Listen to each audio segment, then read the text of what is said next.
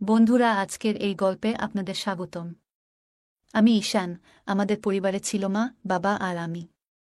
আগে আমাদের সাথে আমার দিদিও থাকত, কিন্তু দিদির বিয়ের পর বাড়িতে আমরা তিনজনই থাকতাম। আমাদের আবাসনটি ছিল একটি ব্যস্ত এলাকায়। তবে পরে বিভিন্ন কারণে লোকসংখ্যা কমে যায়। যদিও করোনার সময় ছিল তখন, তাই অনেকেই বাড়ি থেকে কাজ করত। এজন্য অনেকে গ্রামে চলে যায়। তবে 2021 সালের পরে ধীরে ধীরে আমাদের সোসাইটি আবার চঞ্চল হয়ে ওঠে। বিভিন্ন উৎসব পুনরায় উদযাপন হতে শুরু করে। আমার মায়ের নাম ছিল মাধুরী। তিনি তার নামের মতোই সুন্দর এবং মুক্ত চিন্তার অধিকারী ছিলেন।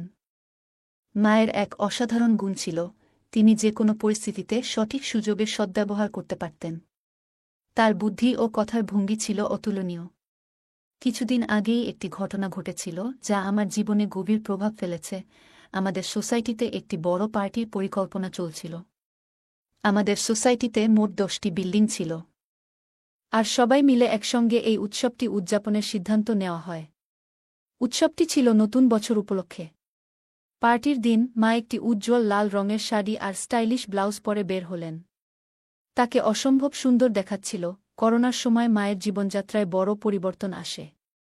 তিনি তার শরীর ও স্বাস্থ্যের প্রতি বিশেষ মনোযোগ দিতে শুরু করেন। প্রতিদিন সকালে তিনি হালকা পোশাক পরে ঘরে বসে যোগব্যায়াম ও প্রাণায়াম করতেন।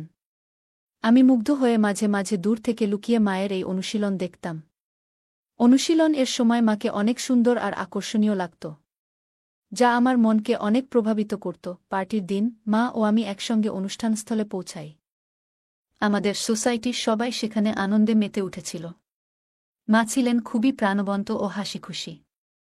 তিনি এই উৎসবের মূল আকর্ষণ হয়ে ওঠেন, কারণ মা সবার থেকে অনেক সুন্দর আর আকর্ষণীয় ছিল সেখানে। আর সাজগোজ করায় তাকে আরও সুন্দর লাগছিল। যতক্ষণ না লোকজন আসতে শুরু করল, পার্টির পরিবেশ ধীরে ধীরে আরও আকর্ষণীয় হয়ে উঠছিল। অন্য মহিলারাও দারুণভাবে সেজেগুজে এসেছিলেন। পুরো জায়গাটা আলো আর আনন্দে ভরে উঠেছিল। কিছুক্ষণ পর ডান্স প্রোগ্রাম শুরু হয়। সবাই একের পর এক মঞ্চে উঠে নাচতে শুরু করল। আমিও নিজের মতো করে পার্টির মাঝে ঢুকে পড়লাম।